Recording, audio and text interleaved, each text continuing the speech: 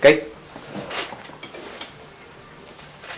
Welcome back, one and all, to Bike Talk with BikeLane. I myself is Frankie with a Y, not an I-E. We have here Fernando, or Fern. Wilmer. Edwin. And our special guest, everyone globally. Can't hold my smile. Everyone globally knows this individual as Mr. Amazing, but us, we know him as Montana Ricky. What's up, boys? Welcome, sir. My name's Montana Ricky with a Y, not an I. See that? Ricky, I've been thinking about that for a week. As you should. While I was going number 2, I had this idea. I was like, Frankie has this speech. How's it go? It's Frankie with a It's not a Y. speech. Yeah, but It's a statement. It's your thing, bro. That's your thing. It's You his welcome punchline. it. That is your That's how you persona. remember. That is your catchphrase. Yeah, there's nothing wrong with that. So I wanted to squeeze it in because realistically, mine isn't an I. Ricky, thank you. So today's topic, guys, we do welcome you guys back. Thank you very much. Today's topic is going to be BMX. History of BMXs. Yes. Most kids did start off on a BMX bike if it was a mongoose or maybe even a harrow or a Oh man, GT. Fern just went straight for the jump. He just went like in it. Yeah, everyone He's trying to did. impress you, Ricky. Boom. But everyone has had that experience of just having either a mongoose or just a little 20 BMX bike that you can just like have fun on. Let's take a step back and talk about what BMX let's rewind for a is. second. Yeah. So this is an educational channel, so it's all just so that people who don't know will know the basics and kind of how you get into it and what you need to know to be into it. So BMXing now can be considered a 20-inch bike, 24, even a 26. Which I am building. Soon. So it's just kind of just feeling free on your bike and being able to express yourself in a different way, being able to do tricks. And Well, let's remind everybody when we say 20-inch, 24, 26, we're not talking about frame size. wheel size. Wheel size. I've noticed that with a lot of individuals, they're like, is that the frame? Is that the size of the bike? It's actually wheel size. 20, 24, 26. Right.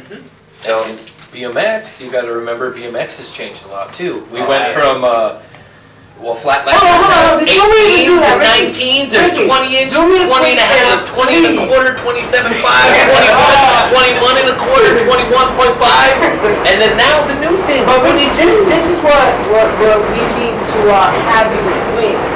Let us know a little bit about yourself, please. You want to know about me? I want to know a little bit about yourself. They want to know. Don't you want to know about Ricky? All right, thanks guys. I appreciate this. Do we talk BMX history of how I started riding a bike, or Just do we give us a talk little about summary. the Let everyone fact, know. the reason that I am here is let's talk because about the reason you're here. who Yes. you are the reason today. I'm here. All right, I work at Merit BMX. I'm a BMX sales rep. If you guys look right now, I'm repping and selling. Free advertising. So I work for an aftermarket BMX company called Merit BMX. We make accessories and parts for bikes. They do work universal. I do make them so they fit SE bikes. I also make them so they can fit a comfort bike. If you want an affordable grip works great there. Comes with cut points, blah, blah, blah. If you got a grip shifter and you want a cheap grip, you can get our grips there too. But starting with BMX, I've been riding 26 years. And I have been a pro BMXer off and on since I was 17. And you're still a young man, Ricky. Yes, sir. Very I am pretty. 37, baby. And BMX it's a part of BMX. It's a part of life. Everybody grew up just like he was saying. Everyone started off with a Haro or started off with a Mongoose. If we have older people on here and you're in your 40s, you guys started off with those Kawasaki bikes. With Huffy? the big old Huffy? Huffy is, but Huffy's way later. So True. we're talking late 70s. Right. In late 70s, they had the Kawasaki motorcycle bikes. Yes, and sir. before BMX was called BMX, the term BMX came from X Games. They coined it and called it BMX. Before that, it was freestyle. And then before that, it was like moto bikes, they were calling it, or something Yeah. crazy back in the late 70s. So just backtracking from that, I've been riding BMX off and on. In 2009, I started my own bike shop in Great Falls, Montana called Knickerbiker. I partnered up with my partner Travis, and he started it. He was the main thing. I just ended up having 25% of it, and that was just having the BMX section. And we had a great wall of just BMX stuff that came over here. And then I ended up getting a call and I moved. I drove 52 hours here to New Jersey from Great Falls, Montana to start working for Merit BMX. And now my job consists of sitting on a phone, calling bike shops, talking to people like you guys, and trying to get BMX parts inside of a bike shop. Right. So can you say that BMX is a great part of you? Yeah, this is, I live and breathe BMX. This is how crazy I am with BMX. I work at a bike company, and my boss says to me, hey, we're on lunch. Can you please shut up about bikes? Can we talk about women, cars, cheeseburgers, anything? And I just love BMX. I do an old school, mid school page for BMXers. I do a Y2K page, which is from the year 2000 to 2010. I help other bike companies. I'm on twice a week. I do podcasts for BMX. We do BMX talks. And then also once a month, I pick random kids around the United States and I do rider spotlights on them. I grab a random kid. He could be from Russia. He could be from Iceland. He could be from Idaho, and I just pick a random kid and I talk about him for 10 minutes, and I just try to give back, because guys that are at my age seem to forget that this doesn't last forever, and if you don't lay a foundation and try to help the up-and-coming kids, then BMX is going to fail. And the problem is nowadays, people my age forget what it was like to look up to somebody. Like kids nowadays, they just have a cell phone. Right. Kids look at a cell phone, everything is cell phone. You want to know what time it is in Tokyo? Cell phone. You want to know this? You know that. It's a cell phone. There needs to be more of that bond. And I feel like guys my age forget about that. And I just want to do whatever I can to give back. Because at some point, you and others actually forget that you used to be that kid. Yeah. That didn't have a voice or didn't have anybody to push out there in the forefront or even just to ask questions. Back in the days, it was totally different. Oh, well, yeah, we didn't have social media, Exactly. Magazines. I used to sit around and wait 3 months for a magazine to come out, and I had to guess the trick. It wasn't like, oh, hey, this guy's doing, I would hold it, and I'd be like, all right, I gotta copy that, and I have to go outside. And then VHS players came out, and I would wait every 4 months for props to come out, and I'd watch those videos religiously. Oh, of course. And I'd wear the tape out, and then I'd go outside and I'd copy it. And then all of a sudden, iPhone 1 came out, and then they invented Instagram, and everything's just instant. Kids can see everything. But the funny part is guys my age forget to tell kids, like, hey, if you go and you do a little bit of looking and research and try to figure out what was there before you, there's a lot more to BMX. A lot of kids nowadays don't have that. They don't have the history. Like, let's just take this for instance. Right now the craze is SE bikes. Wheelie boys, okay? It's wheelie bikes, all right? It's new. The thing that I see with wheelie bikes is it's Willy so kids. fresh. Let's say Willy kids, because there are females. Right. There's not Okay, I'm not boys. just saying gender specific, but Okay. what I'm saying is I'm in a mentality where I think dudes, all right, just wheelie kids all together, Exactly. right? What I'm saying though is their sport is so fresh and so new, there isn't that old guy that they can look up to and they can go, hey, this is the example, this is who I have. There's one dude, RD Blocks. He's the first, he's the biggest one that's out there. RD's Blocks should be telling every kid, hey, this is how you should ride. You should do footwork this way. You should put these pegs on this way. If you got those straws, you should run straws this way. You should put these pads on. This is the bike parts you should ride. He should be the example for those kids so those kids could look up to him and become that.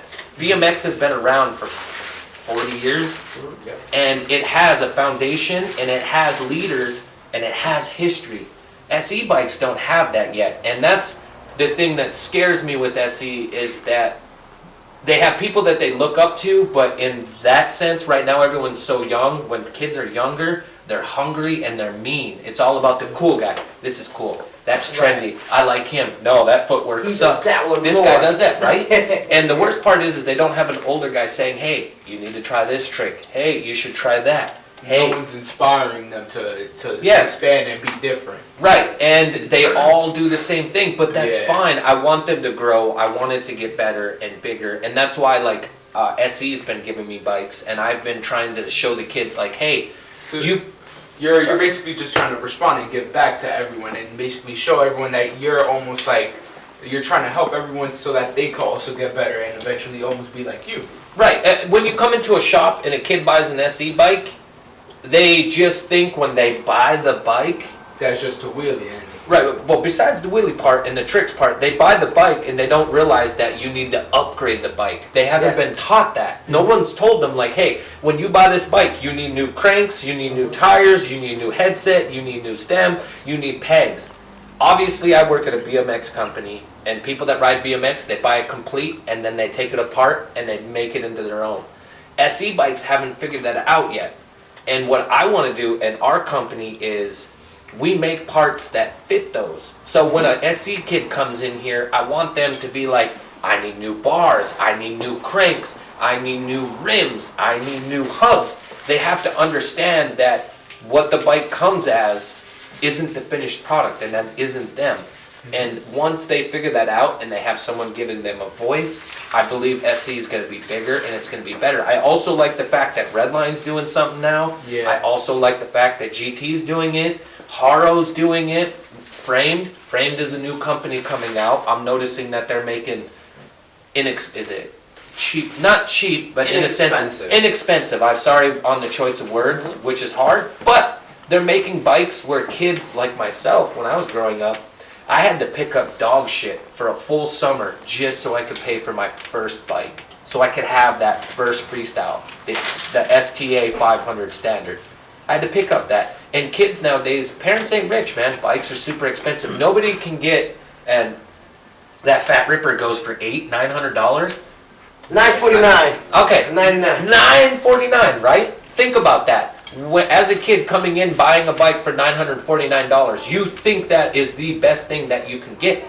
The funny part is that just comes with standard parts and it's just a complete, and what's going to happen is eventually things begin to break and things wear out. So wear out, yes. And well, when a lot of these kids nowadays that are buying the SC BMX bikes, most of it is for several different reasons. One is I have an SC bike.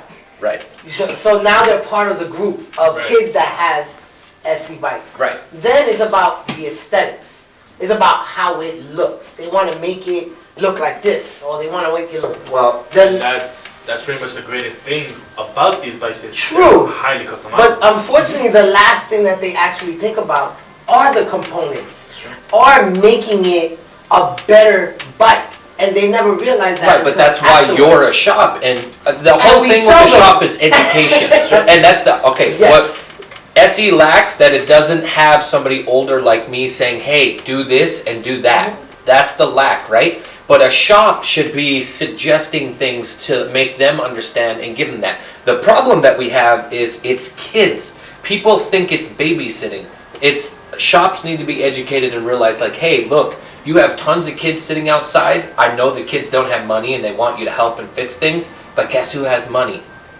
Parents have money, all right? Everything isn't about money. When you were a young kid and you walked into a bike shop, it was like the biggest candy store to you in the whole world, and you were like, I have to have that GT, and you grabbed that GT, right? 30 years later, guess what you're gonna do? You're gonna grab little Pablo, and you and Pablo are gonna walk into the same shop, and you and Pablo, you're gonna be like, this is right here, this is Edwin. Edwin gave me my first bike. This guy means so much to me. And little Pablo's like, oh. And then Pablo's like, oh, there's bikes, there's everything there for him, right? But Ricky, I gotta stop you right there, because Stop. I don't think you understand. Go ahead. We're living in a day and age where everyone thinks that someone else is trying to get them.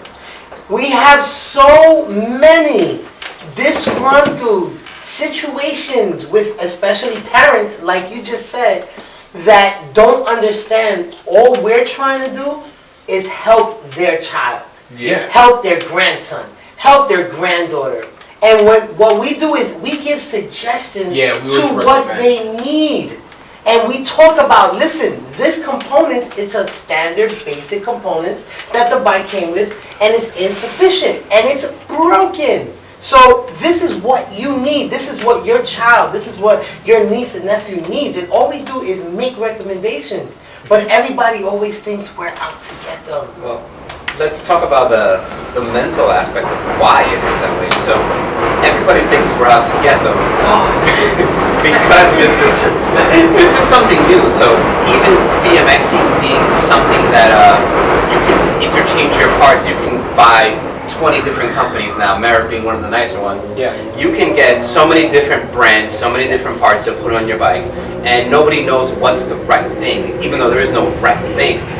So when you have somebody telling you like, hey, you should get this, they get skeptical. I mean, especially if you're in a city, because in a city everybody's trying to hustle, everybody's trying to push something on you. And when you walk into a bike shop, it has to be a bike shop that you can trust. You have to trust the people that you're talking to. Just like when you go into any business, when you go to your barber shop, you trust your barber to cut your hair and make it a nice straight line. So if you don't trust the business that you go to, then you need a new business. Right. Well, it's the same thing. It's like a person when they're sitting at home and they're like, oh, what the hell was that? And then you're stressing out, you start getting all hypochondriac, and you're like, oh, I think I'm having a heart attack. What do? Google it. You grab it, you Google it, you look it up on, what's that stupid thing? The hospital thing. Yeah, the WebMD. WebMD, and you're like, oh shit, I got brain cancer, and it ain't even in your brain, it's in your arm, right? So what people have to do is, I'm Puerto Rican. but what a lot of people end up doing is they have this falsehood inside their head that everything is going to be a negative situation for them. Right. And it turns into, education is a huge thing. I feel where bike shops lack nowadays is the idea that a person that does own a shop is older. They're my age. They're older than my age. They don't understand the idea of how technology works, right? Mm-hmm. A kid right now can go, hey Siri. Siri pops up and you say, Siri, where can I get this and what should I do? Oh shit. And so Siri tries to call me, but they can do that. They can get every information and everything about it, right? Mm-hmm. And then the guy will come in, and then the guy isn't interested in that bike part or that bike or any of that situation. It's going to rub off. And say they went somewhere else, they're already upset, and when they come to you guys, Frankie's in a good mood. If you watch these all the time, he's in a great mood. This dude's good at smiling. This guy's always happy. Edwin says one word every 3 hours. And so they're already coming in predetermined, thinking that they already know everything and that you're just trying to sell them something. And the best part is, number one, smile. Number two is a good attitude.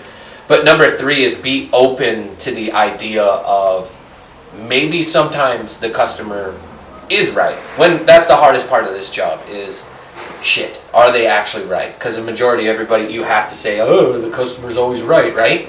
But sometimes they are right, and you might be misunderstanding, or you're getting negative energy because they went somewhere else and that guy wasn't willing to do this. We get that all the time. Right. But another thing, Ricky, that you just need to understand is that in this particular shop, I don't know about any other shop right now. I don't know how they operate things, but the way we do things here, no matter what kind of energy we get from any customer, it does not matter whether it's on the phone or in person. We try to make that person, male or female, kid, whatever. Oh, yeah, thank you. If I got him, that'd be crazy. I didn't get him. We try to make them feel as comfortable as possible. We also try to give them as much information as we possibly could. So say if someone comes in for a certain component on a bike, right? A BMX bike. And okay, maybe they're a little low on change or whatever the case may be. Maybe they don't have enough. It's understandable. We understand. We have some of the lowest inexpensive prices around. What we like to do, if we know somebody needs something, we do this. This is option A. This is a nice inexpensive component that you can use for your bike. Here's option B. This is if you're trying to make a better investment in yourself and in your bike. And we give them that option. We show them, you're going to get what you pay for at the end of the day. But you're going to have a working component that's going to make you happy at the end of the day. And what's going to make them happy? Getting them back on their bikes, correct? Yeah, we always try to have everyone on their bike as quickly as possible just so they could go out and ride, because I know that there is a lot of people that just love to ride and they don't really want to have to wait in the bike shop. What's my bike taking so long? But we're just making sure that we're getting everything 100%. Yeah, not everybody has the money right there and then. Not everybody has mommy and daddy to go to. We understand this. You know what I'm saying? And even if they don't have enough money to buy one of the more high quality parts and we're working with something more inexpensive, and maybe they don't have a bowl or something, we still try to make everything work so that everyone can still have fun at the end of the day. We always care about how people feel. And we try to get you whatever it is that you need, whether we have something in the store, in the shop, or in the warehouse. And if we don't have it in none of those places, we're going to call Montana Ricky. Hey, listen, we need this situated now. Hold on. We need to take a step back. Well, before that even comes, Go ahead, guys. Jim just walked in. And now, Jim is my example of a guy that I had at my shop, and Jim had an answer for everything, and Jim spent a lot of money with me, but Jim wanted attention, and everything was me now. I love those guys. That's a part of bike shops. You're always going to have those guys that need it, and they have to have it, and because they've spent something, or they've developed a relationship with you, they feel like, I can line cut, I can step over boundaries, I can talk this way, I can do that. Okay, Jim just walked in, right? Hey, Jim wants a Norco. Okay? You do not sell Norco here. Jim is set on a Norco. In that situation, do you tell Jim, hey Jim, I do not have Norco, but I have this? Or do you suggest Norco, hey, I can get that for you. I will try to order it. I will have it here at this time. Do you want that? Or if not, do you suggest, which there's nothing wrong with this, because if we all work together, it'll get better, is you say, hey, look, I don't have it, but Jordan down the street over at so-and-so bike shop has it. I can give him a call right now, and I can ask him if he has that in stock in your size. If you want it, do you guys suggest doing that? Or do you guys, what do you guys do in that scenario? Let me answer that. All right, we got this. All right. So every customer is different. Everybody's special. Right. So if somebody comes in and they already have a chip on their shoulder and they don't normally deal with us, and they don't want to deal with us, and they just came in just to buy a product and get out of here, and they don't expect to ever see us again, we will most likely suggest, like, hey, if we don't have it, we would try to turn them into a customer. Right? Of course. So we'd be a little extra nice. Jim, hook them up. But there's this situation when there's a customer that comes in all the time, and we know he's going to be a repeat customer, and we're not scared to lose him as a client. We're going to say, we're going to call the bike shop down the street, see if we can hook you up, because we want you to be happy, we want you to be able to ride your bike. But at the end of the day, it's all about keeping our customers happy. So if we can't keep them happy in the store, then we would have to send them somewhere else. We actually keep a stack of business cards of other bike shops that we would suggest, not just any other bike shop, because there's a lot of shitty bike shops. And we give them their card and send them over. We give them somebody's name. I feel like, and I'm only saying this, and I realize you guys brought me on this show, this podcast, this talk, this wrench talk, whatever we're doing, but you guys brought me on here not only because I did BMX, but also I had shop experience.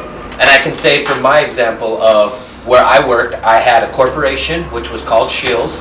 They sold Trek in Cannondale. Then I also had Bike and Key. Bike and Key sold, I think it was like Norco and Schwinn. And then I had Kayaking. Kayaking sold Santa Cruz, and they sold Fuji. Okay? I had Specialized. I had Specialized, which nothing wrong with it if you carry Specialized. I love it. The comfort bikes, very great. Good bike. I preferred when they had better options. Ride Giant. Right. But what I'm saying though is, if I didn't have something, like I didn't have Giant, I would go over and beyond just to make sure that they were happy. And I always look at it like this. Look, obviously, if they came in and they wanted something and I couldn't get it and I didn't have it and I passed it on to somebody else, I know deep down, Jim's going to be like, hey, you know what, Ricky's such a great guy. I could have went to Shields. I could have bought this. But you know what? I don't want a Norco. I want a Specialized. I'm going to go down and I'm going to talk to Ricky because Ricky was willing to give up a cell and give it to someone else. And For me, that means more because I know I'm doing what's right instead of doing what's good for my pocket. Because in the long run, I would prefer to have somebody happy and give them what they want. Because I know that if I think that way, I might be eating ramen noodles now, but I can look forward to having a steak later. And that's more important to me. And maybe that's probably why having a bike shop, I wasn't the richest person in the world. But every customer I ever had come in, I poured my heart into them. I did whatever I could for them, and I just made them realize, like, hey, look, if the price says this up here, I can't haggle on those prices. And I would just tell them, look, this is what I have into this. I'm sorry it's this. I know you want that, but I can offer you this at the price that you're willing to spend. Customers are not rich. We're not rich.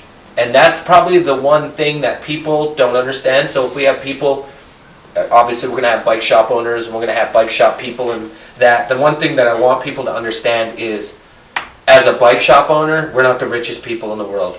As a customer, I know you're not the richest people in the world. And then let me talk as working at a company, we're not the richest people in the world. But I need them, they need you, you need them, they need me. Without all of us working together, we can't have what this is right now. This is a bike shop. This is amazing. I'm so jealous of this. It takes a lot of, is it gumption? It takes a lot of guts to do something like this. Like, other bike shops aren't willing to step up and do these things. You know, I go to bike shops all the time. I talk to bike shops every day. 80 hours a week I talk to bike shops. I talk from small little bike shops to corporations that are buying hundreds and hundreds of bikes a day.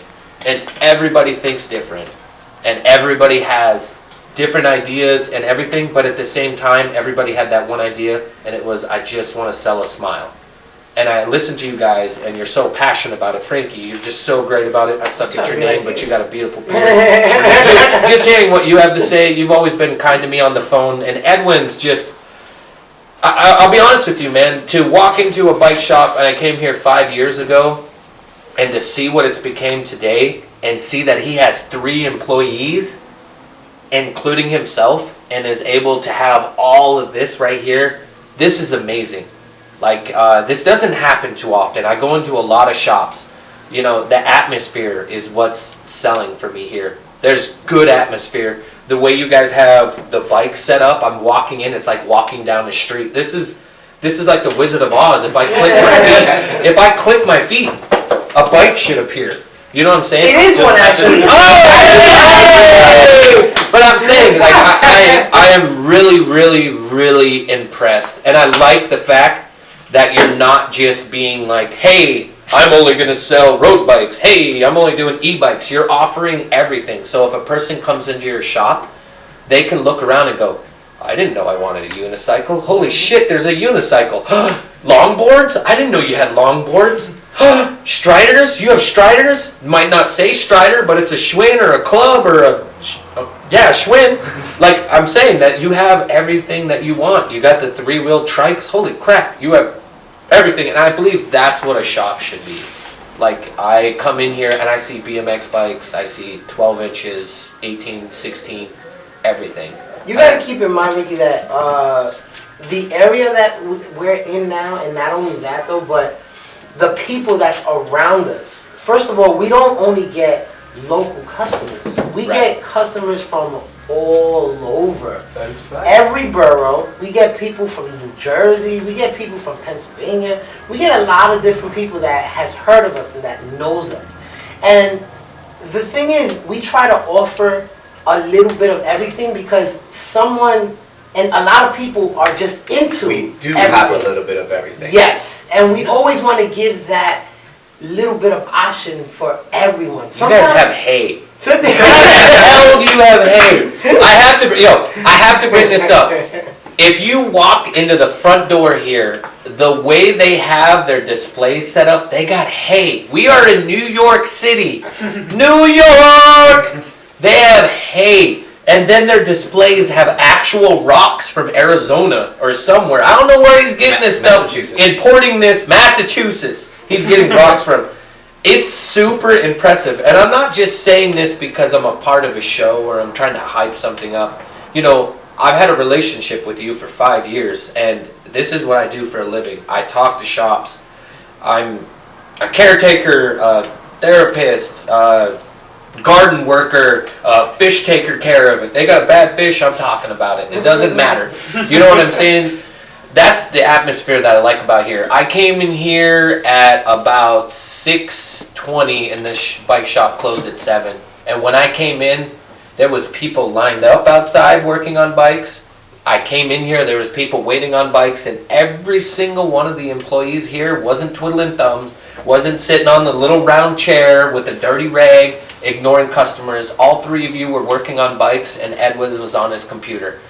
And I was bullshitting with them because I like to talk, obviously. And No. the atmosphere is great. So coming from 5 years ago to now, no, I'm being serious. 5 years ago to now, I wouldn't even believe it. If I didn't have a conversation or talk to Edwin throughout the years or whatever not, and I walked in here from 5 years ago to now, I wouldn't think Edwin owned this at all. Thank you. Which is remarkable. And the thing that makes me super happy is that you're willing to put every genre in here. You know, like I see everything. The only thing that I see missing, I said a unicycle earlier, but if you have a unicycle, holy shit. No. That's what I'm saying. And we had Not yet. But I'm just saying that, like, I swear to God, one day I sold a Robe and a Ruby, which is the high-end, they're $5,000 road bikes, right? And the dude's like, yo, I've already bought 2 bikes from you. What's the one thing that I should buy from you that no one's bought from you? I was like, you know what? Come over here, sir. I got this thing right here. It's called a unicycle. He's like, oh shit, you have one of those? I was like, we even got a rubber nose in the back if you want to warm up with this. He bought those 2 bikes. He walked out with that unicycle. Didn't know what the hell he was going to do with that. But I got that out of there. And those guys became loyal customers. And every year they're like, hey, can we get an upgrade on our unicycle? And I was like, I don't. You know what I'm saying? I gotta throw something out there. Throw it. We may not have unicycles, Yet. but we do. Yes. But we do have wing flyers. And if anybody wants to know what is a wing flyer, look it up. We have one more, Ricky. Do you know what's a wing No, I flyer? don't. Hit me. Sell it to me. I'm gonna sell it to you after these messages. We gotta backtrack a little bit. We do. We're backtracking. All right. Ricky We're getting back to BMX. Back to BMX. Yes. So, Bicycle motocross. we're getting back to the culture of BMX now. So we Yes. established what a BMX bike is. Yes. Little wheels, little tight frame, big bars, little bars, depending on the era. It's all different now. Yeah. It's all different. And now it's the culture that BMX has built. It's not like people have built the culture. It's like the bikes built the culture. Okay. It's more like in the 80s, it was so different than the 90s and the 2000s and till now. So every culture is different, even though it's the same, if that makes sense. Yeah. So by the decade, the BMX scene is evolving. Absolutely. Every decade, there's something different. If it's a different style frame, different style handlebar, something is changing, and that's what's so cool about it. That people are still putting interest in it. Like I actually Mary. brought some examples of how times have changed. So this is a chain ring. So chain ring has your star and your chain ring that you can interchange. Is that Toyota? This is a hutch. It's a trick star. No way. Yeah. Wow. So this would be from the 80s, and then we move on to late 90s, early 2000s, and then we move on to today. So you went from steel to aluminum to super tiny micro drive. So this is just one of the examples of how things have changed, and things keep evolving. And as the parts evolve and the bikes evolve, the way that people treat the bikes and treat each other changes as well. So I know me growing up, and you were in it as well, in the early 2000s, everything was kind of a big family. Everybody just wanted to just be together, and as time went on, it kind of became more of now everybody's kind of an individual. Everybody does their Who own wants to filming, do their own what? companies. Right. And BMXing has changed the way people treat each other. So now what we have to do with the new generation, which I see as the wheelie kids, I don't see a new generation, a huge new generation of actual 20-inch BMXers. It's now the wheelie kids. You literally, and There's 100 things that you've just said that could be 100 topics. I'm waiting. There is. I know. I'm being serious because you said 100 things I right know. there. And my mind's like, wait. All right. So with the wheelie kids now and this new culture, it goes back to what you were talking about, that they're just a little lost. They don't have any direction. So the culture now is just kind of follow what everybody else is doing, but nobody is the true leader. So I want to suggest if people can start following what older BMXers used to do and just kind of stick together, choose a destination, and start naming things. Like when tricks started being named in the 80s, like they stuck. Like they stick today. Like when people think about what a can is, like what is that? Or a cherry picker or anything like that. Like they're like, what is that? Where did that come from? Well, most people don't think about where it comes from, but if that starts happening now, if somebody just kind of picks up the torch and starts doing this for the wheelie kids, like they'll be remembered. Yeah. So somebody needs to do it. There's not a lot of innovation. Right. I actually got really impressed the other day. I was flicking through Instagram, and wow, these kids actually started making real videos. Like they started filming themselves and editing it properly. And that was the first time that I was impressed. I'm sorry guys, but that was the first time I was Wheelie impressed. bikes right now. I was impressed. Like these kids filmed it properly. It looks so good. It's going to get, wheelie bikes are going to get bigger and they're going to get better, and the sad part is we're going to lose a lot of BMXers. We are. If I look at it right now, scooters came in and scooters did something that's never happened in the industry. God. And what I want to go, I want to change a little bit. Wait, but Ricky, how do you feel about scooter kids? I love them. So what I want to say though is scooters industry, they all came together instead of one company beating at this company or undercutting this company. They all came to an idea of working together. So therefore working together, shops weren't like, all right, well, if I get this seat isn't a high quality, but it's this price, and the high quality is this price, but this one has this. All the prices were comparative, and the shops were getting good margins, and the customers were getting good margins. And parents were coming in, spending hands over fists because they could afford them, and the bike shop could afford to buy them, and the companies were affording to get them to the bike shop, and then you could get them to the customer. The whole point is the industry has to be willing to work with there. We have a conglomerate, or whatever that word is. We have one person controlling this one entity, which is SE. The one leader in this is Todd Lyons. Todd Lyons needs to step up, and instead of being the face and being the cool guy and doing things like that, he needs to be like, hey, look, I need to step back. I need to be the TM. I need to take RD blocks. I need to take CS, Corey, I need to take this kid, I need to take that kid, and I need to tell them, hey, look, you have your groups, you have the way you ride, I want you guys to start telling kids what it's like and to become this. Make those kids want to become it. Don't do the cool guy thing, I'm doing this is the new trick, look at my footwork, look at how my brakes are set up. Be like, hey, look, this is a trick, this is what I'm doing, I got here because of this, follow my lead. Yep. Not do this, oh, you wish you were me thing. I understand it though. That's a mentality of being younger and I'm cooler than you, but secretly you're insecure and you're jealous. And the hardest part with this is having somebody in BMX. We have Matt Hoffman to look up to. Matt Hoffman is still freaking doing it. Still right. Yep. Yeah. Matt Hoffman is 48 years old. I went to a contest with Matt Hoffman last year at a shop stop. Homeboy had 2 broken ankles and a torn shoulder.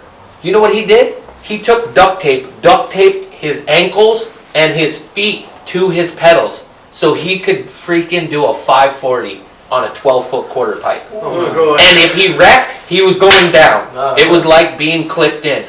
But the man is there, and that's someone I can look at, and that's someone that can say, hey, Ricky, if I was a young, dumb kid, I could look at him and he's going to say, hey, you need to do this and you need to do that. I feel, and I know that I'm probably stepping on toes, or if Willie boys are watching me right now, Willie girls, Willie boys, Kids. Willie smalls, Willie talls, Everybody. like I could be stepping on toes, but I feel like Todd needs to tell these kids, hey, look, this is the direction, this is how it goes, this used to be the old school thing, this is the new school thing. They were doing footwork this way, now they're doing pedal seat stomps or whatever they're doing, right? They don't have a name yet. They don't have right, but they don't have names, and they also don't have somebody. When I come on there, I'm doing handrails on my Fat Ripper. I'm doing bunny hop 360s. I'm airing quarter pipes. I'm doing turn downs and tabletops on them. But I'm taking a BMX aspect and I'm adding to those. And those kids, since I'm different and I stand out and I'm individual, to me that's a castaway. But that's what BMX has always been.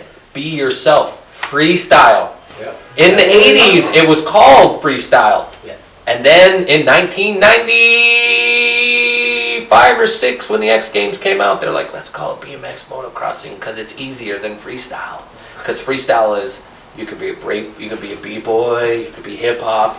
It comes down to that. So I feel if we're on the topic of SE, and if I quit doing BMX, I would just let kids know, like, hey, you don't have to run brakes. You can go brakeless. You don't need to do wheelies. You can do manuals. You can 180. And every time I go on ride outs, I hang out with a kid and I show them something different. They're like, oh, you went backwards. What is that? How is that trick? And I'm like, yo, that's a 180 fakie. That's nothing. You know what I'm saying? I did a bunny hop bar spin on my 29er. On a 29er. I wish I could show you guys. I did a nose wheelie for 10 feet on a 29er. Across the on a manual pad. I just showed a kid, an SC kid, and he's like, oh, you could do that? I'm like, yeah, you can do nose wheelies, you can do back press, you can put front brakes. There's so much, and the only thing is I don't want to be the I'm just gonna say it, doesn't matter. The problem is you get certain people and they get to a height and they're afraid of losing what they've got. So they don't want, it's hard for them to give back. They want to give back when they start getting things taken away, and then they realize, oh, this is a privilege. This is an honor. This is something great that I could be at, but yet instead of, I'm just going to take advantage and be me. And then what it is that they get this mentality, and it's been going for a long time, for everything. They get hood famous. They get ghetto happy, ghetto rich. Right. And they like where they at. Shout out to hood happy. They like the status that they have. Right. Locally in their hood and what it is. Right. They don't see the bigger picture and they're not really willing to help other people. That's a good idea, everything that you're saying, but some individuals, they just want to be selfish. But if we psychologically look at it, and what the problem is, it's age. They're just young. They don't have an older person. So the people they do look up to, let's be honest, they might say, hey, I'm from this hood, dude. 215 or CC this or Big Blocks this is this. I don't care about that guy. But they go on Instagram and they are following those kids. Yeah. Those kids that are bigger, like the ball out kid from Patterson, that kid's nice. I went riding with him and I said, hey, yo, you have to let people know that there's other guys out here, and if those kids came together and started doing that more, it'll be better. But it takes time. It's going to take 10 years before this sport actually does something. This sport's been there, but the what is this, wheelie movement is just starting and it's fresh. And now, when we go back to what Edwin was saying with BMX right now is guided by the same thing as you're saying, Hood, but it's your Instagram. Everybody is individual because they have an Instagram. So it's a narcissistic thing. Everybody is now. Everybody can see everything. When I throw a jam, I go to skate parks and I invite bike shops and kids. There could be a kid that lives 5 blocks away from the skate park. If he's not interested in my company, he won't go. And the reason he won't go is because of an image thing. Like, I only carry this. I don't like that. I don't do that. They're not taught nowadays to be like, hey, look, we're all in this together. Let's work together. Stop the cool boy shit. Stop all that. Yeah, I definitely understand that to 100%. A lot of people, I would say, I learned this in school, that a lot of people are closed-minded. They only they only focus on that one thing, and if it's something else, they'll think that they're trying to get got. And that's something that sucks because in reality, not everyone is like the guy that's on the corner trying to get you for $20 to get on the train or whatever. That's where bike shops come into play. We really try and help every single person that comes into the shop. If it's a wheelie kid, if it's a wheelie kid, if it's a roadie, if it's anyone, we always try to help out, and that's what really it comes down to. So I think we should elaborate a little more. Where we're in the city, so in kind of suburban areas, you're not going to have the same influence. Like the kid down the street isn't going to influence the other kid. They're going to kind of influence each other after watching videos on Instagram now. Where back in the day it was kind of everybody would get influenced by their props video, by their road fools video. Yeah. And I don't think they knew it at the time, but they were doing a good job. They weren't doing anything crazy, anything bad. They weren't like, you know, cursing and robbing people or jumping on cars. Like, they were riding their bikes. So everyone got influenced properly, I want to say. But now the way everybody influences each other in the city is just by disrespect. Disrespect. That's exactly what it is. It's I also want to say this. I've lived on the West Coast, I've lived on the Northwest, I've lived on the Southwest, I've lived in the Midwest, and then I come here to the East Coast, and I'll be very honest with you, I don't like it. I don't like it because it's fast-paced, and it's a very much mentality, like, I don't understand. You're fast, by the way. I want to throw it out there. What? You're very quick-witted. I am, because I have to be, but what I'm saying, though, is in the city, and I would not be. I'd like to say, hey, hi, how are you? I'd like to talk to people. In the city, time goes by like nothing. All right, I lived in Hawaii. Okay, when I was in Hawaii, I'd get to work at 9 in the morning. I would look at the clock and be like, damn, I've been here for 8 hours. I've been here 20 minutes. Time was just like, I come to New York, I get to work at 10, because it took 2 hours to drive, and then it's 6 o'clock, and then I'm like, oh shit, I already gotta go home. Oh, my day, oh, I gotta wake, oh, it's 9 in the morning? Holy shit! Time in New York is so quick. So when we talk about this, I think you guys need to elaborate more on people that don't understand the mentality of being in New York City, realizing that things are fast, people are witty, people don't have enough time for highs, thank you, or anything, and customer service. Customer service. Or good afternoons. Yo, deadass. Customer service is way different because people don't have the time. Time is precious on the East Coast. So your mentality, when someone's super happy, obviously they're gonna be like, yo, this guy's trying to take something. But that's only because they're from New York. I'm from Montana. Wait, okay? I gotta throw it in there, Ricky. Go ahead. This is what we're doing. This is what's so different about us. We're here every day slowing everybody down, giving them that hello, that good afternoon, that how are you. We will literally not talk to somebody if they do not give it back. So you need a sign that has a big sign and says, hey, we say hello here. Yeah. Are you ready? So hello! We maybe get 1 out of 1,000 people that hate it and that refuse to speak to us.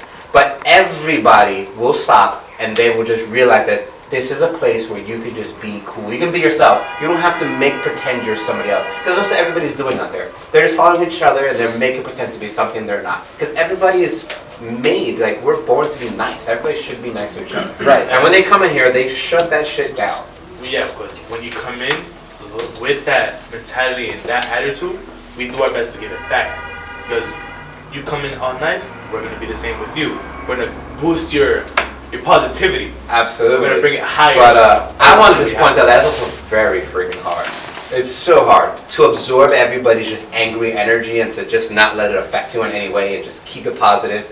And it's what we're doing even when the Willie kids come in. We just kind of push them in the direction that they should be going just by whispering things. We don't try to push anybody. Yeah. Nobody's being pushed. What I wanted to say to you guys, though, is what I'm trying to push is, let's say that we get new subscribers that come on here, and they're from the Midwest, or they're from California, or they're from Idaho, right? They're not going to understand how it is. So, like, I feel like since we're on this conversation, you know what I mean? They're not going to understand. This is fast paced. I'm telling you, I came here at 6:20 for 40 minutes. They had so many customers. If I was in Montana, I'd be like, having a heart attack. This is day in and day out for you guys. Every day. I just feel like that you guys should let them know that, like, there is no environment that's like your guys' environment. You're not going to get this in Southern California. It's laid back there. In Texas, you're not going to get that. In Georgia, oh, it's way laid back.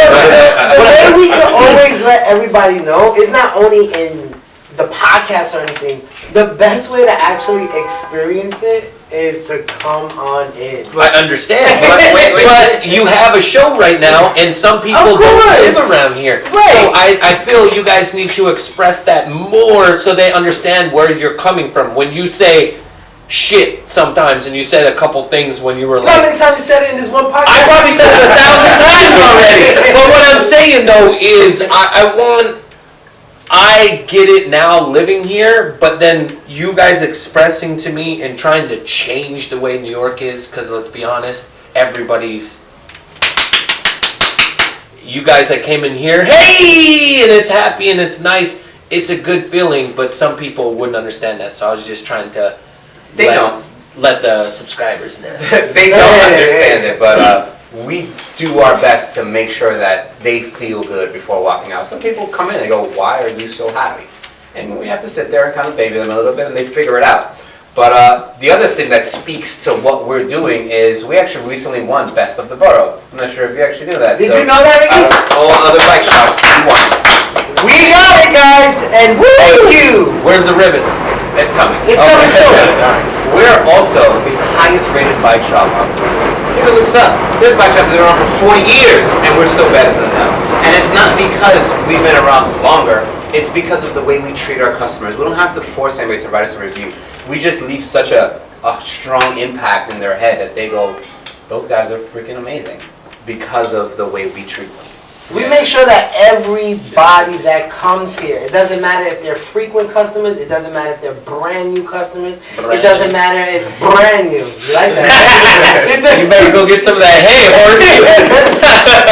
It doesn't matter if they're up here in the upper echelon or down here. We make sure that everybody always has an experience. Yeah. It's not all about them coming in here and people buying things. It's all about having an experience, something new, something that they're not used to. Absolutely. It's the same way, you know what's the vibe like? You know, you're outside. New York is fast paced. It's crazy. Mucho rapido, correct? Yeah. That's the R button for rapido in your car. It is. But you know the vibe like a church. No matter what type of person you are, no matter what kind of church, you know when you go in there, it's a different vibe. You can't be that same person that you was out there. It's the same way over here. We make sure that we educate everybody to be a totally different person. Not only be yourself. No, sanctuary is what we are. Exactly. That you could come in here and you could just chill. This is not a vibe where it's like, what do you want? How much money do you have? It's all about what's going on, man. How can we help you? How is your day going? How is your day?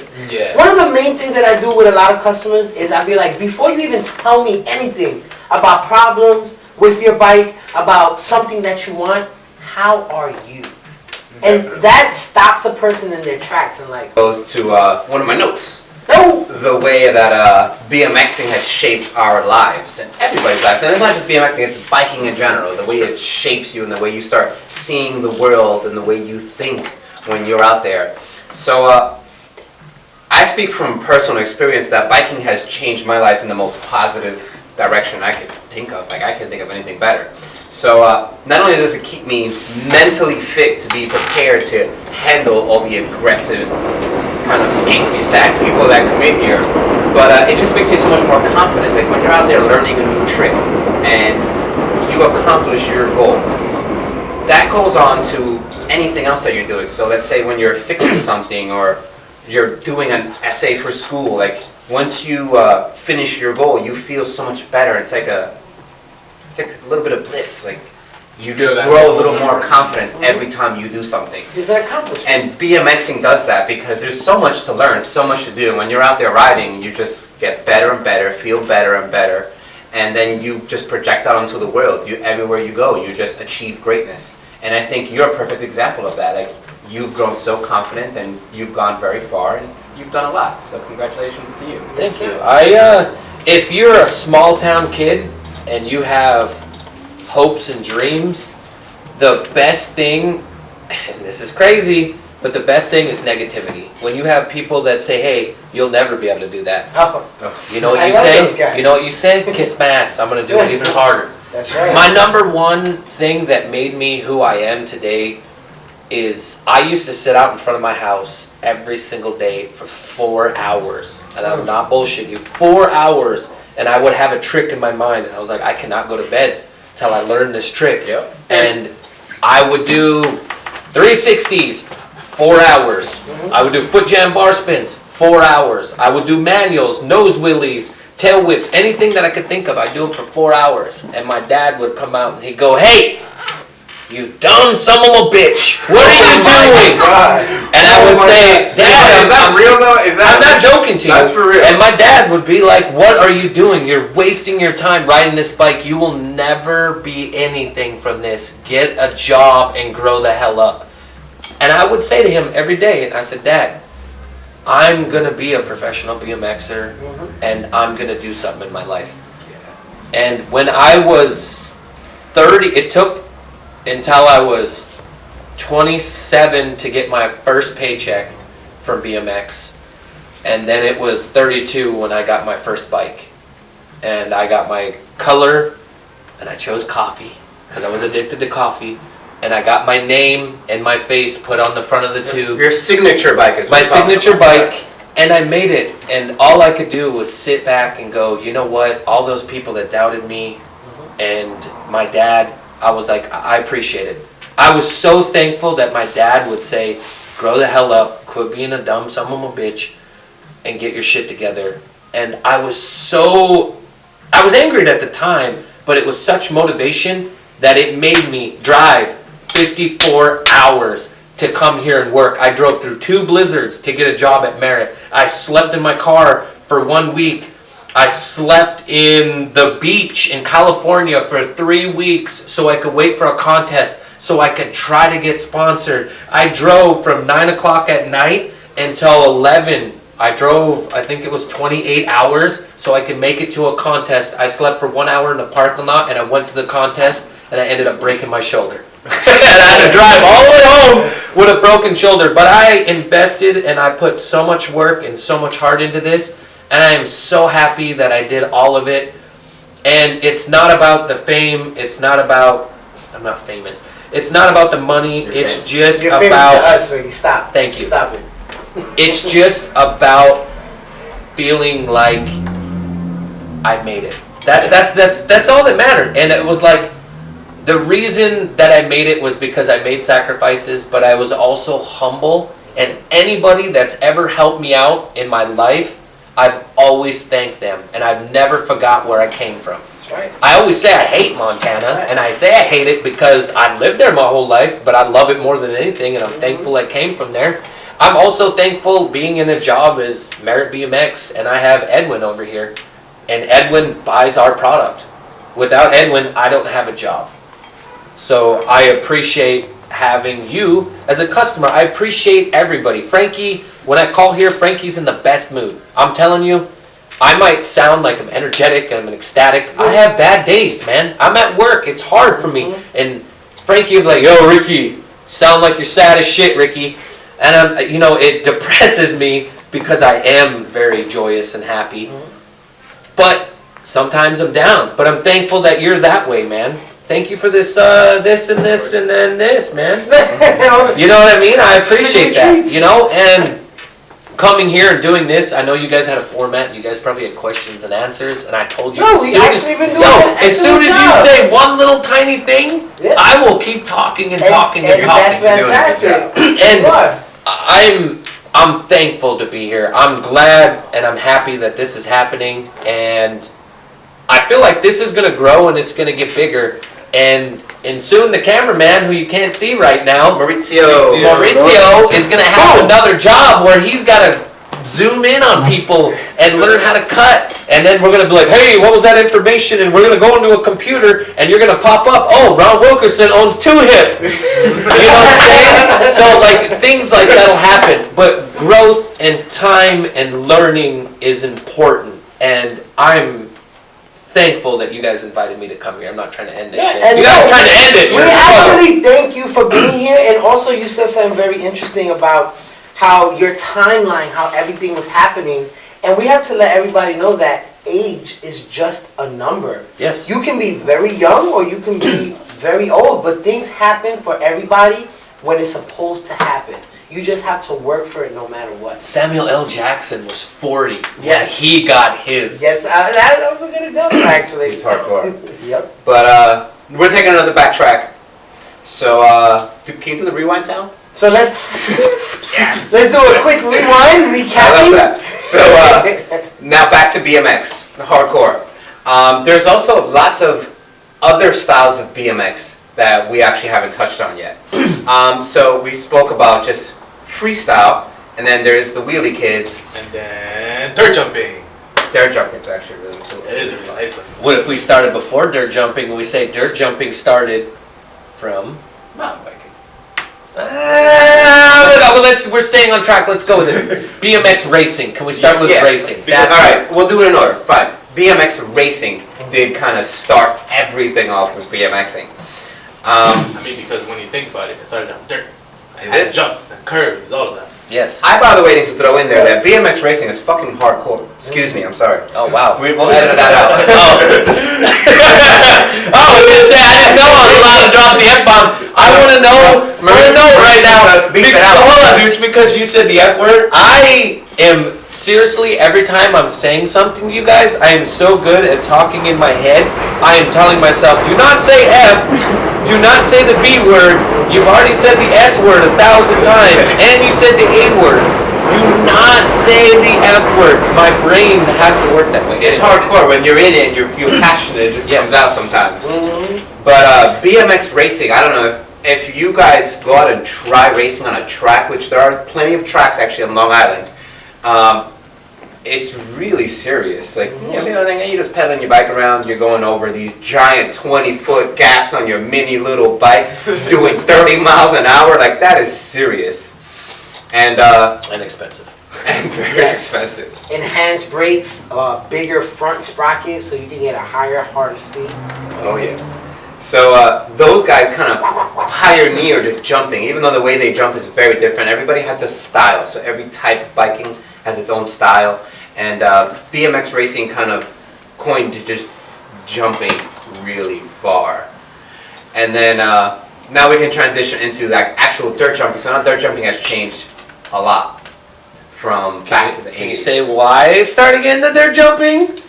Remember NBL and ABA used to have the dirt jumping contest and during the Christmas classics? Fill me in. Okay, so everybody when they go to a racetrack, I started racing in 1992 and I raced up to I 1998. had no idea you raced. So- That means you're hardcore. Yes, so I was state champion You're welcome. in 1996. So,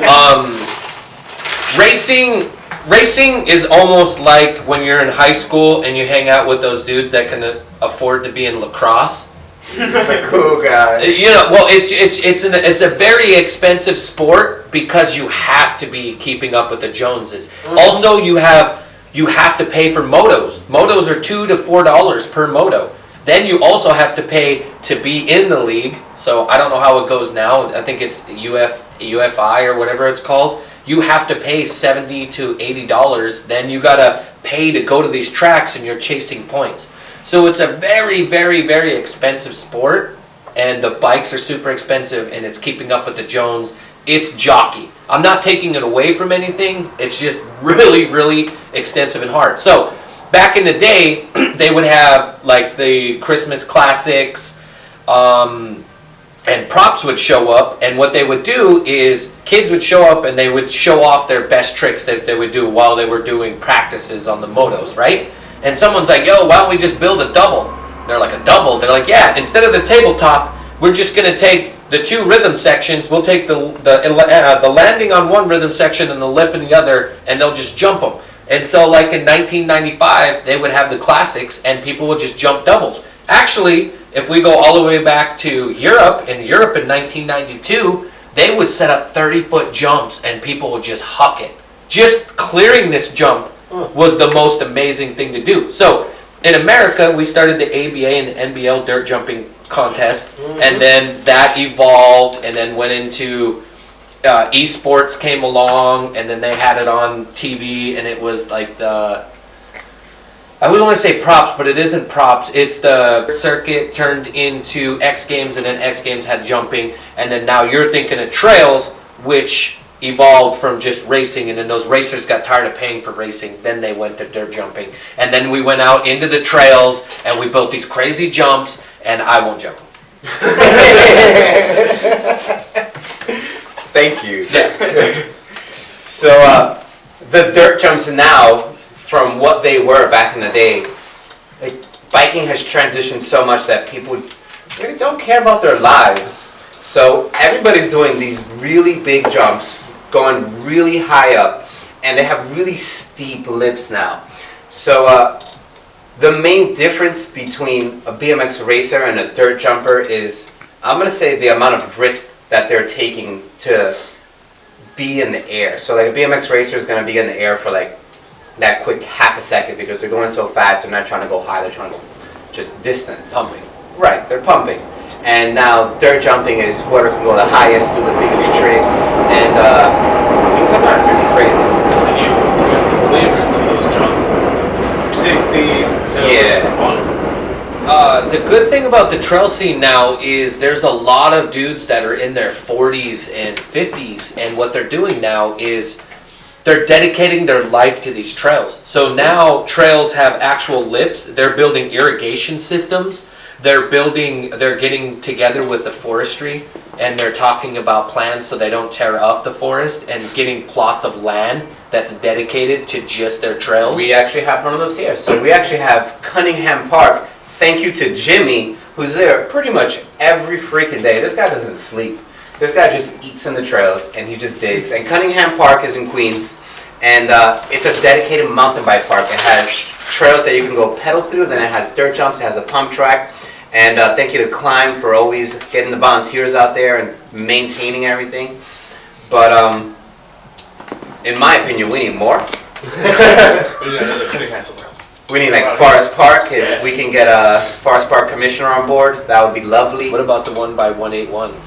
So yeah, that's in the Bronx. So I mean, I live in Queens, so to me that's like going to a different world. So that is actually very nice too. I forget who runs that. Who runs it over there? I don't know, but I feel like they went need to- their props. We're gonna get them their props. If you guys can zoom the camera in, my whole face is smashed in because I'm cocky when I go to trails, and my first thing, no matter what, is I always have to 360 the first jump. Every time, and so I... That's just your thing. No, when I show up, I don't look. Right. My first thing is 360. You just do. Well, I only do it because I know I'm afraid. So Right. if I knock out the first thing, it is is. usually if I show up, because the locals would be like, this kid. And then I'll the first one, they're like, and then I'll go through. Well, I ended up taking a little doozy to the face hole, and I broke my glasses in my face. And so thanks to whoever built those trails. But I'm sure with every trail that you go to it's just like almost not like a routine, but it's just something that you just do. It's muscle memory. Exactly. And let's be honest, It's all just right? That's what why it I don't look at handrails when I do handrails. I tell all the kids, I'm like, look, if you look at something long enough, you're going to talk yourself out of it. Yeah. All it is a 50-50 Sometimes just gotta Just go. gotta do it, brother. Just do it, bro. I mean, sometimes you go to bed when you wreck on it, but it's worth it. So it doesn't say on their Instagram, it's Highbridge Bike Park, but they've been recently doing a lot of work. So they're making the trails a lot nicer. They also have pedal trails so you can take your hardtail out there, do suspension, pedal around, or you can get crazy and get dirt jumping. But check them out. They're in the Bronx. They are at the bottom of the description. They're going to link that. So if you guys want to know what that Instagram is, it'll be bottom of the description. We'll have a lot Thank of you. new You're links because of Mr. Ricky. Yes. Thank you. Hey, you're welcome. And this is what it's about. It's about networking and building together. Like, not only do I work at a bike company to work with bike shops, but I also am doing the same thing as you. I have a YouTube channel. You have a YouTube channel. We're coming together and we're networking so people can meet people and understand who is and who's what. And with me working with you, it's going to give you guys a chance to have new people, and then I'm hoping your subscribers will come and look at me. And that's the whole part of it. It's the bike life. We're all in it. I have a different flavor. You guys have a different flavor. It's really good to have this.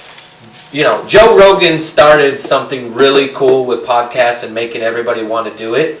And now everyone's, I wouldn't say it's so much bandwagon, and the reason I wouldn't say it's bandwagon is because there isn't a show that's like this one.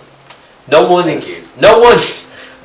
working 12 hours and being like, hey, I want to stay another extra 4 hours. And hey, I want to edit a video.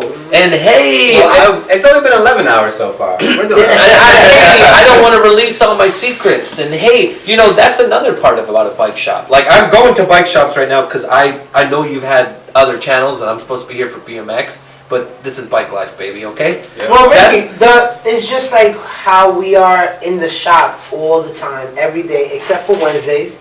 And why we started the podcast from Jump Street is to share that knowledge, is to give people information that we know, and we also like to obtain information from other individuals, from each other, and from individuals such as yourself.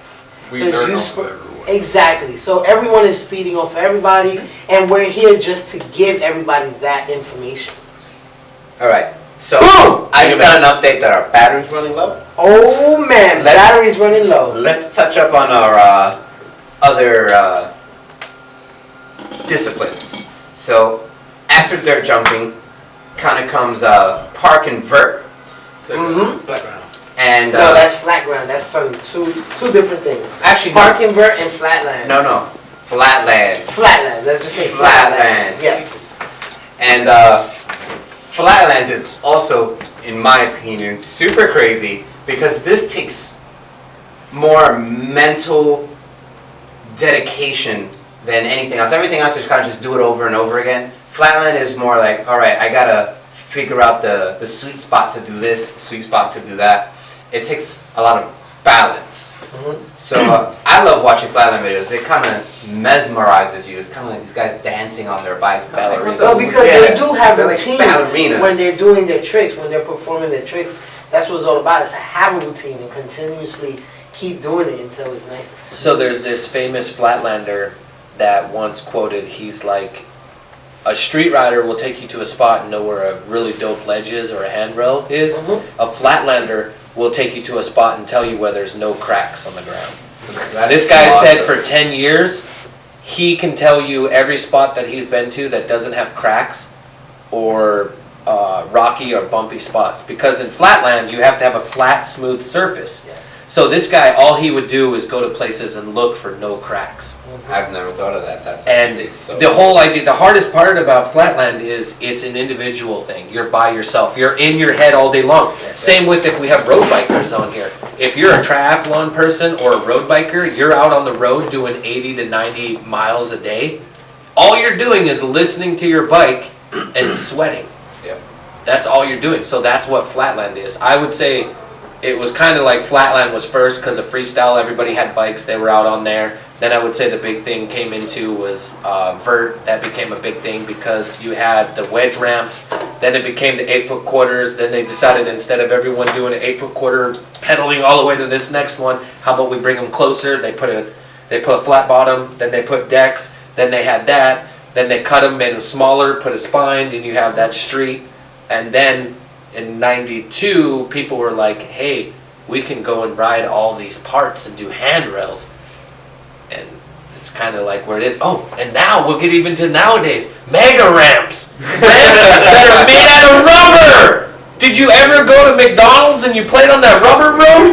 Well, guess what? You can do that on your bike now. You don't have to go to Woodward and spend $2,000 for a weekend. You can go to literally, you can go to almost any indoor park now and they have those. Oh, the new thing is the airbag. So yes, airbags are really cool. Airbags are crazy, and kids are I will tell you this. I went to Woodward, and I stood 3 stories high. That's how tall it is to drop in, to do the freaking the mega ramp. No. No. I actually was up there as well, and I was like, I would do this next year. I never went back. The scaffolding. You have to climb up. Yeah. Yo, you're Sometimes carrying your upstairs. bike, you get up there, and I was looking over and I go, yo, look, in Montana, there's not a building this high. I've never even seen a building this high. I think we need to give a big props to the guys at Nitro Circus, because those guys are insane, by the way. Right. Good job. Right. And I feel like with, and then we get into another topic with Nitro Circus. Anyways, the last discipline is kind of just street riding, where it's been the most kind of diverse, because everybody can be super unique and It's like a big toy box. Yeah, like the world is your playground. Exactly. Right. So it's no longer you have to go here, you have to go there. The world is your playground. I can go anywhere and see a crack and see a bump, and I would have fun. I would have a blast on that Yeah. thing. Even if there's a raised sidewalk that tree fell over, use that as a ramp. Yeah, if you see one of those. You go, Still you go there see, also. exactly. Still You there. go see them upstairs. Well, jump those stairs. And that's a good thing about street is there's no designated spot. There's no like, I can't ride this, I can ride this. The only thing limiting you is your imagination. And that comes into categories of types of street riders. Are you a street rider that was a skate park rider and you turned into Garrett Reynolds and you took all your greatness and you became a street rider? Or are you that hood kid and you're like, oh, I'm gonna do big handrails and go crazy?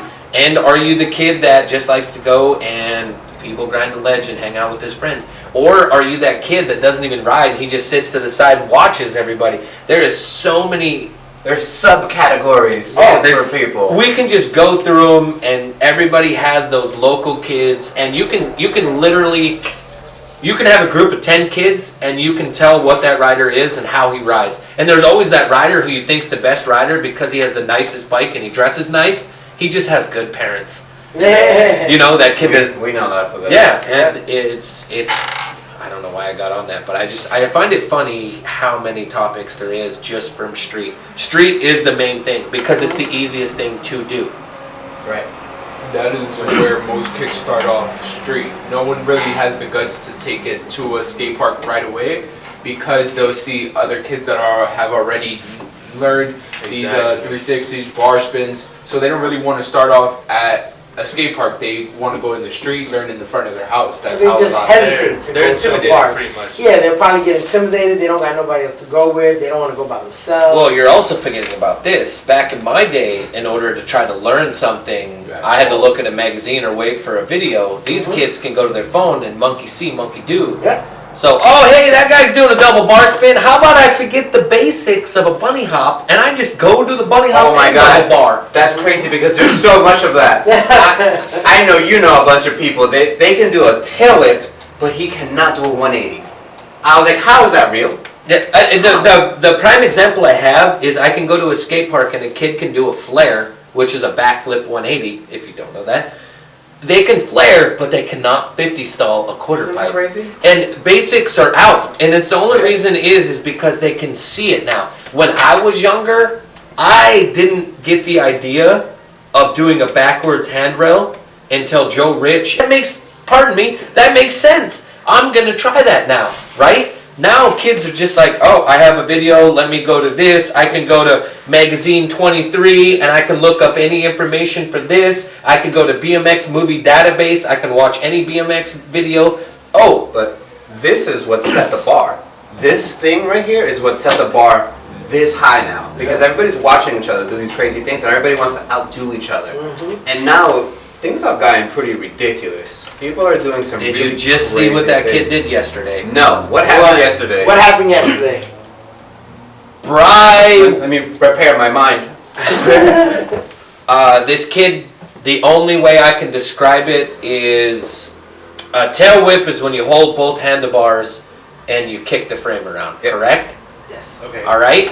A bri whip on a scooter is when you take the thing and go that way, right? Over your shoulder. Yeah. Right? Homeboy jumps, grabs a handlebar, takes his body off, and spins the bike like this. Spins the bike around and makes it do a tail whip and jumps back on it. In the air. In the air. In the air. Everywhere I it's think going one time I've nuts. been imagining that. Exactly. He just kind of hangs over and flips and rotates. Okay, so guys, they're gonna have to learn how to cut something in there, but I'm gonna show them what this kid did, and they didn't want to put it on there. Hold on. Certain websites will put it on there, and other ones will say no to it. So while you get that, basically what you were saying in the beginning is just that there's no more fundamentals. So basically, There's the fundamentals have been cut out. Basically what it is, right, Fern, is that there's no more fundamentals. So fundamental basically is just the beginning basics of the basic. Exactly. All right, boys. You ready? Check this out. Ready. What? What? Oh, God. that?